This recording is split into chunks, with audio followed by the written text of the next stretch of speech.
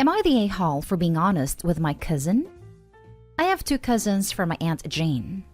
Kira is 14 and Allison is 11. Kira's always been ostracized in the family and never knew why. The truth is, Aunt Jean slept with her sisters, my Aunt Lulu's husband John, and Kira is the result. The only person truly suffering because of this is Kira. Jean still shows up to all family gatherings. John is still married to Lulu. Lulu don't speak to Jean, but the rest of the family does. But the one person who gets nothing out of the family is Kira. Of 13 cousins, I am the only one cousin who speaks to her. Some of those cousins are Kira's half-siblings, and they know about her. Allison also speaks to her, but they're close. Kira has been left alone and left out of stuff for as long as I can remember. I was told about Kira aged 5 when I asked why she didn't get anything for Christmas. My dad said everyone did it out of respect for Lulu, who was deeply hurt by the affair. Even then, it made no sense to me, but to the rest of my family, that stuff is normal. My grandma's sister turned 93 weeks ago, and we were all at my grandparents' house to celebrate. Yet again, Kira was left out, so I hung out with her and Allison when Allison wasn't being pulled into stuff by Jean. Kira got real upset because some people straight out ignored her when she said hi, and it confused the hell out of her why everybody hated her so much. She said her mom would never tell her anything, and she wished she could know. So I told her. I told her none of it was her fault, but that the adults are horrible, and the family should never have taken it out on her, that nothing that her parents did should have made her suffer. She was broken, but she told me she was glad she knew. She confronted Aunt Jean about it, which is when crap hit the fan. Everyone said I had no right to tell her, that it wasn't my place, and that at 17 I might be young, but I should know better. The worst part, and what makes me feel worse, is her anger made everyone say what a selfish brat she is, and how she should be more understanding of the pain Lulu and Lulu's kids feel. Am I the a-hole? Now for the top comments. Not the a-hole at all. You probably lifted a weight off her shoulders. Now she can live her life knowing her family's a bunch of idiots who are blaming her for her mom's mistakes. That family's toxic. I would get out ASAP. She's too young to go anywhere for the next 4 years. My ex-husband ran away from home at 14 years old because his family was toxic. And when authorities tried to send him back, he refused. He told them if they send him back, he'll just keep running away. So they put him into foster care, and his mom had to pay support. My point is, if she feels she can't handle it, there are options, if she's desperate and unhappy enough to take them. Not the a-hole, at all. Your entire family are the a-holes. A child should never have to be punished for their parents' mistakes. How can no one think of the pain they're causing her? They care more about Lulu's pain, and Lulu straight up hates Kira. I've heard her wish Kira dead before. She says the same about Jean, but Kira did nothing to anyone. It's not like she chose to be born, or chose who her parents are. Everyone sucks here. It really wasn't your place to tell her. But for the rest of the family to ignore an innocent child in favor of an adult, they're all a bunch of a-holes. I know. I just wanted to try and make things a little easier for her because I knew she was going to be let in the dark. Next story. Am I the a-hole for uninviting sister from wedding and insulting stepmother? For a background, I'm an affair child. My dad was married to Marie and had 3 children. Male 8, male 6, female 4 at the time. After Marie found out about the affair, she was devastated, but stuck by my dad because she loved him. After she found out I was on the way, it was salt in the wound for Marie. She tried to tell my dad it was either his unborn child, me, or her in their relationship. However, she backed down when my dad made it clear he would choose me. I spent time with both my parents, but my dad paid for my other 3 siblings to go to school near him and wanted me to attend too, so I mainly lived with him and Marie, my 3 half-siblings. My dad was often away, so Marie sometimes would be taking care of me if it was school time. I always knew Marie didn't like me, even from a young age. She would do things like tuck her kids into bed and leave me out, or take her kids out while I wasn't there, or buy her kids toys and not me. The 3 would always talk about it, and I'd always feel left out. My siblings also didn't like including me in games and stuff, and I believe it was Marie's influence because she'd often tell them I'm not their real sibling, and I think she used to talk bad about my mother to them. Basically, I was the one that shouldn't exist and was treated as such. My dad noticed. It was something him and Marie used to fight about, but my dad always made it up to me. Example, if they all went out without me for ice cream, he would take me for ice cream. If their mother bought them new toys and not me, he would buy me a new toy. My siblings always took this as favoritism, and it further divided us. When I was 17, my dad divorced Marie. My 3 siblings went no contact with our dad, and I didn't really speak to Marie much. Our dad ended up marrying my mother a few years after divorcing Marie. I reached out to my siblings a few years back. The 2 boys said they weren't interested, but Lauren and I have met for coffee a couple times and we get along really well. I've been planning my wedding for a while, and I decided to invite Lauren. And after a positive reaction, I decided as an olive branch to invite Marie and my 2 brothers. I received a nasty message from my brother asking how dare I invite them, knowing our dad and my mother would be there, acting as if they didn't rip their family apart. I told him obviously they wouldn't have to talk to them if they came, but I just thought it would be nice to at least give them an invite. He asked what makes me think my wedding is so important that they want an invite, so I just ignored him. Lauren found out about the argument and basically tried convincing me to uninvite my mother and my father, and chose them and the women that raised me, and that my mother and father were a-holes. Told her she can't be serious, and that Marie was a witch to me, and literally resented my existence. Things got heated. Lauren called me an a-hole, and I told her it takes one to know one, and that she can forget about the wedding entirely. Received another nasty paragraph from my brother, and my other brother removed me from Facebook. Am I the a-hole here? Not the a-hole for trying to reach out, but I feel there is more to this story. All the parents here are the worst. Why did your bi dad and mom leave it to your stepmom to be the primary caregiver when they knew she resented you? Were they using stepmom as a free babysitter while bi mom and dad carried on their affair? Your dad went on business trips all the time to see your mom. Seems like dad only left stepmom for your mom when child rearing tasks were done. It's bizarre you didn't live with your bi mom, near your dad, so that you could attend a nice school and get regular time with dad. Bio dad and mom are responsible for your childhood trauma as stepmom. They didn't do the minimum to protect and raise you, and you're really letting them off the hook in all this. My dad paid for his other 3 children to go to British private school. He thought it was only fair I went to the same school. My mom lived 30 minutes away from my father's house, and my school was 20 minutes away from my father's house. There was no school bus, and 15 minutes over an hour with traffic is a lot for my mother to drive every day with school. So it was easier for me to just stay at my dad's house because Marie would be dropping the other 3 off anyway. I'm also not sure my dad knew to the extent at the time. He would get mad when she obviously left me out, but the minor but important things he probably didn't realize. They didn't carry on the affair. My dad genuinely had business trips to go on. He didn't see my mother apart from dropping me off sometimes for years. He admitted that he loved my mother, and that he left Marie because she isn't a nice person, in his words. My parents never caused me any trauma. My mother couldn't move closer because she was quite poor, and Marie wouldn't have wanted my dad to help her out. My mother's a really kind person, and so is my dad.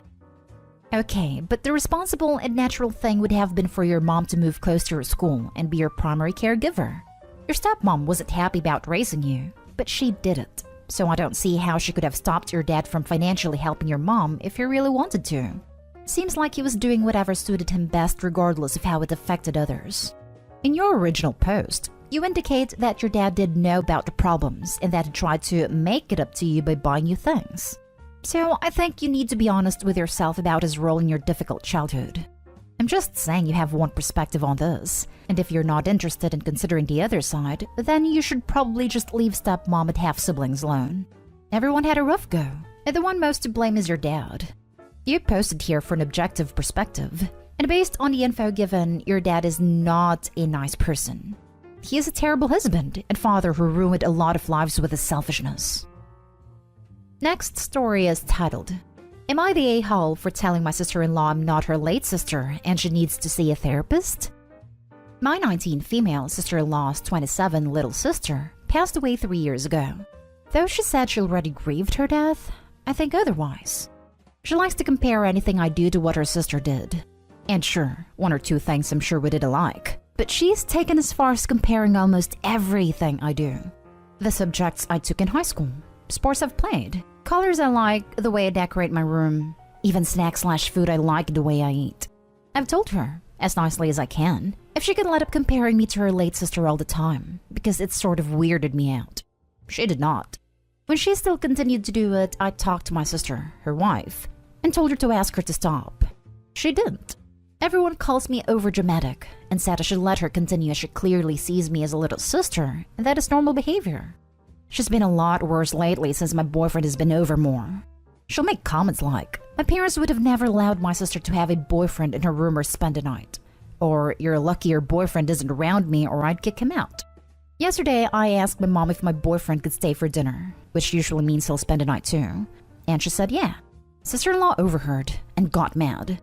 She was making snarky comments the rest of breakfast. Opie and boyfriend spends way too much time together. And, "I'm surprised you guys allow her to have boys in her room. You don't know what they're up to in there." She then said she'd stay home instead of going out to keep an eye on my boyfriend and I because we'd be home alone. I didn't think much of it and went about my day. When my boyfriend did come over, we went to my room to hang out. Not even 10 minutes later, she started barging in trying to tell me to wash dishes, asking me random questions and trying to invite herself to hang with us. Eventually, I locked my door because I got annoyed, and crap hit the fan from there. When she tried to come in once again and realized it was locked, she started screaming and banging on the door, yelling at me to open it. When I did, she started yelling at me how her sister wouldn't even be allowed to lock her bedroom door, so I wasn't allowed to. That's when I had enough. I called her delusional and told her I'm not her late sister and she needed to see a therapist because she needs help. She told my parents what I said and they want me to apologize because it's just her big sister instincts kicking in. My sister also wants me to apologize because what I said was heartless. I refused, and they think I'm an insensitive a-hole for it. Now I feel like what I said was probably in the a-hole territory, and I might have been in the wrong. Am I the a-hole here?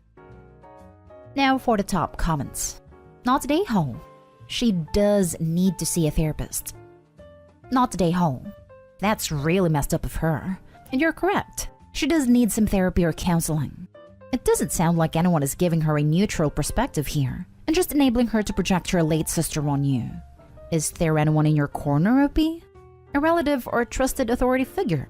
This sounds like a lot to go through alone, and I feel like you could use some sensible backup, because you're definitely not out of line here. I don't have anyone other than my boyfriend and friends. Do you have a close relationship with your parents? I used to, but with them always defending what she does, it's taken a toll in our relationship. I know it's not popular opinion, but everyone sucks here, and here's why. 1. Your sister is an a-hole for brushing you off about your annoyance and concern for a sister-in-law. She also sucks for not being a good partner. Your sister-in-law is clearly struggling, and she's blind to it. 2. Your parents suck because they don't have your back when you're clearly uncomfortable with what sister-in-law is doing.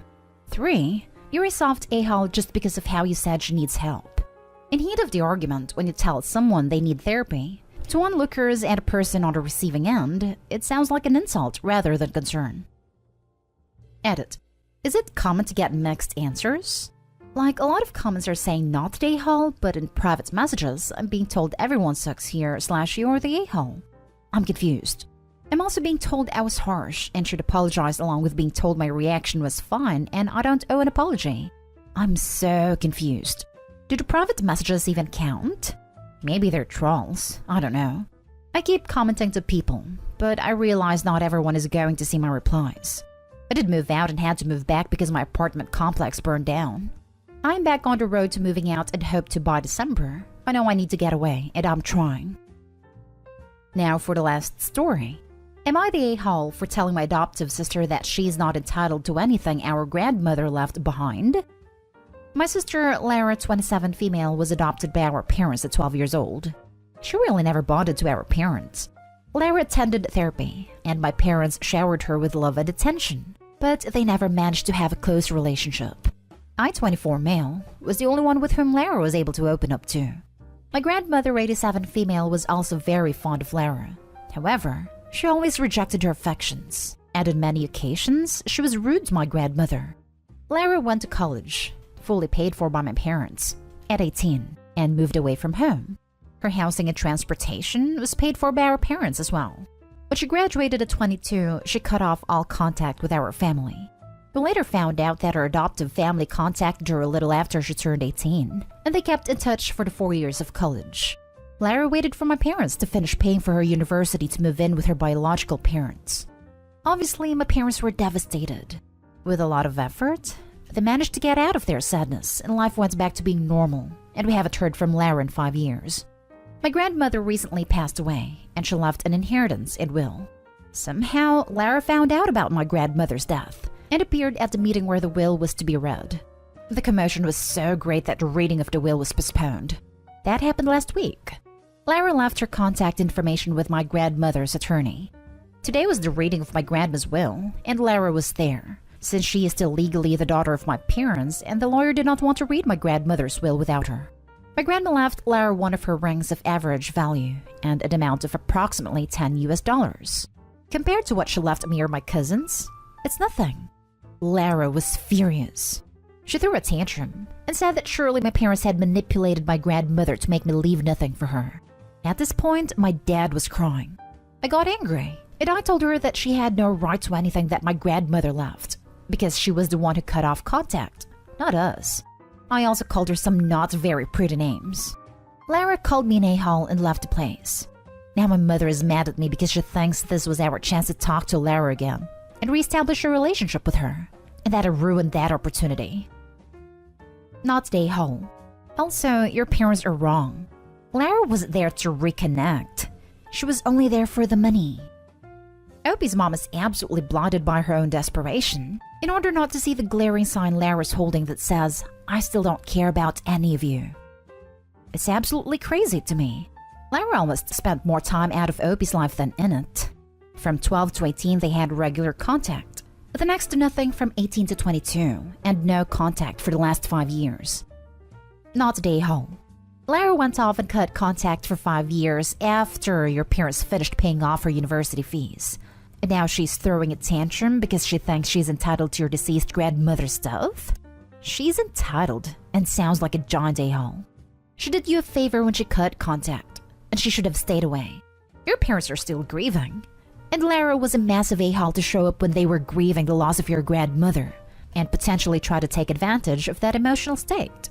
Also, $10 is about all I would have left her to just to stop her contesting the will. But if that wasn't an issue, I'd say that $10 is maybe $10 too much.